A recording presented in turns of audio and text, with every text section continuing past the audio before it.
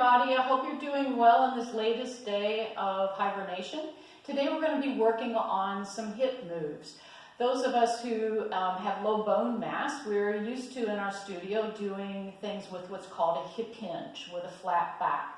So I'm going to turn to the side and show you that we start with a slightly bent knee, and then you'd like you stuck a butter knife right into your hip creases there. I want you to send your glutes back. Now, you could drop to the level of your hips here. I'm not going to go quite as far because it compresses the microphone, but you're wanting to create a nice neutral spine from that position. You could reach down into a cabinet. You could do anything here, and then with a flat back coming up. So as you're going down soft knees, so you're not pushing off of the knees, you want to really move from your hips. So if you press into your big toes, it helps you open your sit bones and get that position very well. Shoulders stay broad, you're trying not to round from your neck here, and then coming back up. So just a soft bend of the knee, and then really stick your butt back there. Don't be afraid, nobody's back there going to watch anything here, but we're trying to do that in a way that keeps everything nice and long.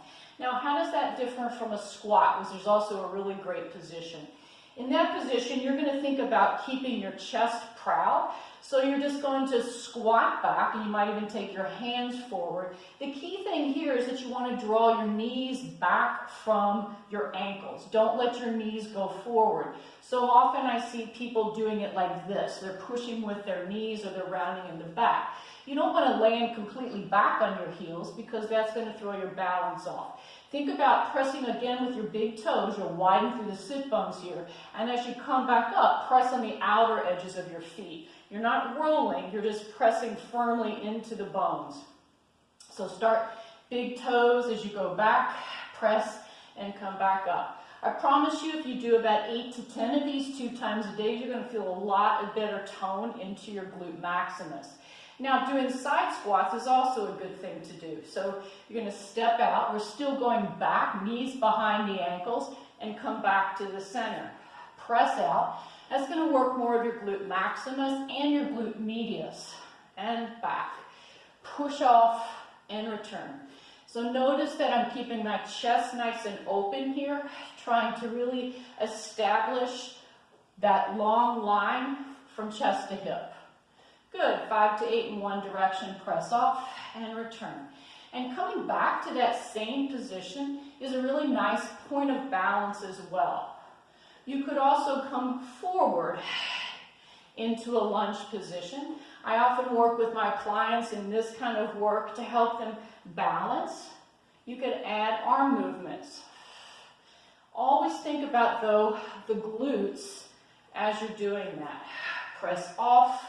Return. I'm going to scoot over here so you can see me in the camera, and come back in, reach, stretch, work those hips, back into center. Last thing we could do is just a little bit of balance that also emphasizes the hips. Imagine that you're having one-piece jumpsuit that you're going to zip all the way up here. Pulling your abdominals up and in, rise up, and draw that back down. Pull as if there's an imaginary rope up through the crown of your head. Now, if you have balance challenges, just to hold on to a wall from one side and then drop your heels. Make it resistive. Feel that stimulation into your hips. You could draw your arms up. You could put your hands behind the head. You can also do what we call prancing. Lift one up, lift both heels up, drop one, and then lift both heels, drop the other, distinguishing the ankle movement from the knee movement and keeping your pelvis nice and level. I think those are a few exercises to help you stay limber today, in good shape. Until next time, I'll see you then. Bye-bye.